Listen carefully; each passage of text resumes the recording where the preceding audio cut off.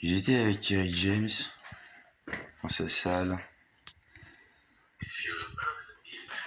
Dans sa salle, ou ça, je me souviens plus laquelle. Je l'ai rencontré que j'avais la vingtaine.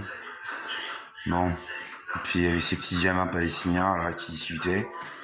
Donc la vérité sort de la bouche des enfants, ou en tout cas, les enfants, ils essaient d'atteindre la vérité, on va dire. Et c'est dégueulasse, hein, c'est la marque pyromantique à force d'utiliser du feu. Sacré, on va dire psychique. Du coup, j'ai dit ça peut presque mort partout. Bref. C'était pour dire. Ils disaient, mais comment on va faire pour récupérer notre terre, etc. La Palestine, tout ça en gros. Bon. Ils commençaient à m'en vouloir un peu parce que j'arrêtais pas de les saouler avec le fait que les Hébreux, ils s'étaient pris quand même, oulala, au moins 50 millions de morts Hébreux pendant la Seconde Guerre mondiale. J'avais un petit peu paniqué. Un petit peu les 4/5 des Hébreux avaient été exterminés dans la zone. Donc effectivement, ils étaient claquemurés en Israël et ils bougeraient plus. J'avais un petit peu convaincu de ça, ce qui m'avait fait perdre de la popularité chez eux, chez les petits Palestiniens autour de Kerry James. Bon, j'avais dit oui, mais bon. Comment vous expliquer ça? C'est par rapport aussi au communisme et au capitalisme. Je leur ai dit, c'est parce que les Palestiniens, vous êtes irrédentistes. Si vous comptez par nous, on va dire, on est irrédentistes. Vous savez ce que c'est? C'est-à-dire, c'est pas faire. On résiste, on se laisse pas faire. C'est pas ça? En tant que sympathisant palestinien, moi je dirais c'est ça. Les petits films, oui c'est ça, bah, la preuve, on est encore là nous. Le fait que nos parents ils se sont fait tuer. Et tu sais, Kerbero. J'ai dit oui. Bon.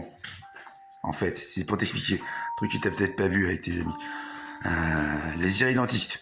Les peuples irrédentistes, c'est pas les gros amis des capitalistes. Que, à mon avis, si Israël elle a pu exploser la Palestine, c'est juste qu'avec l'armée américaine juste derrière Israël, qui se crée, juste ils avaient aucune chance. L'armée américaine, grosse armée quand même. Puis, ouais, je sais. On sait, ouais. Vas-y, continue, Carvaro. Mais bon. À mon avis, les Américains, c'est plutôt extrêmement des capitalistes, il n'y a pas grand-chose de communistes chez eux. Mais ceux qui ont essayé d'aider la Palestine, c'est plutôt des communistes d'ailleurs. Là-dessus, en gros, soit on accepte, je vous dis, que les Hébreux, ils rentrent, là, ils sont là, ils vont plus se prendre des millions de kills chaque année, à se faire atrocement sacrifier par des connards de satanistes. Là, ils sont en Israël, là, ils bougeront plus. En espérant qu'ils s'étendent pas trop. Et la 7e Palestine, dont je vous ai apporté de la part d'Allah, l'eau dure, on va dire, quoi, la munition, vous avez vérifié. Kerry James va vérifier. Il a vérifié. Il y a eu 6 Palestine. On était à la 6e qui s'est fait exploser par Israël, d'accord, mais la 7e. Si on part de Gaza et que sur l'ouest, on fait une sorte de détroit, presqu'île, un truc comme ça, une bande de terre, là on peut loger les Palestiniens, c'est assez grand quand même, la Méditerranée. Ouais. Les gamins, ils on dit oui, ça on sait. J'ai dit oui, ça va pas être facile. Ça j'essaie de vous dire. Ça va pas être facile du tout. Parce que les Palestiniens c'est des irrédentistes. À mon avis, par exemple, votre bouffette, vous la faites vous-même. Ne l'achetez pas trop au supermarché. Faites vos trucs traditionnels. Oui. C'est pas mal. Ok, vas-y, continue. En gros, vous n'êtes pas très intéressant pour les capitalistes. Les Hébreux sont plus intéressants. Mais ouais, le fait que bon, c'est un petit peu presque Bush qui a financé la Shoah. Le grand-père de George W. Bush, c'est lui qui a fait des milliards en tuant les Hébreux. Et maintenant, les Hébreux sont soutenus par son petit-fils, George W. Bush. Entre, il y a eu son fils, George Bush. Donc là, t'as 3 Bush. Le deuxième, déjà, c'était un petit peu aussi du massacre et des comme qui finançait. Le 3e Bush, il est meilleur. Mais il soutient Israël. Alors que son père, il a fait l'Antichrist, il a fait Monsanto, en gros. Et son grand-père, il a financé la Shoah. Je dis assez logique. Non, ça l'est pas. On a que ça, c'est la vérité, hein, frère.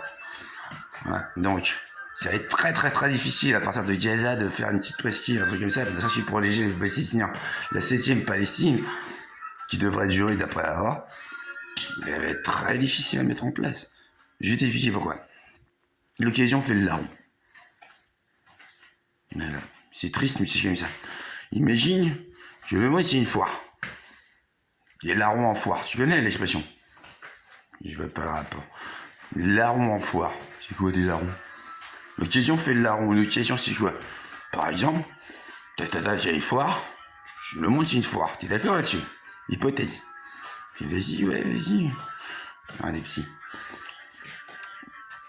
Et puis, ouais, il y a une belle meuf. Elle se barre dans un coin où elle regarde, elle se promène. Et puis, elle est un petit peu loin des autres. Derrière, tu 3, 4, 5, 6 larrons. Tu commences à regarder, j'ai son petit cul comme ça. Tu commences à, tu vois la suite. Elle va juste se prendre des gros coups de bite de partout. Et puis, peut-être la buter. Ça, c'est l'occasion fait le larron. Toutes les foires, c'est un peu ça l'idée. T'as des larrons. Ils regardent. Et dès qu'il y en a un qui part sur le côté un petit peu loin, juste pour le larciner. Ou pour lui mettre la rondelle l'explosif, quoi. C'est les larrons. C'est les criminels, en gros. C'est les capitalistes, là, dans l'exemple. Voilà. Et puis la petite meuf qui se barre, c'est la Palestine. Tu comprends bien? J'ai pas tout compris. Mais j'ai compris. En gros, on se la fait mettre à l'envers par le capital. Tout à fait, mon frère. C'est pour ça que la 7e Palestine, elle vaincra. Elle était là, ça va être dur. Voilà. Ça va être dur.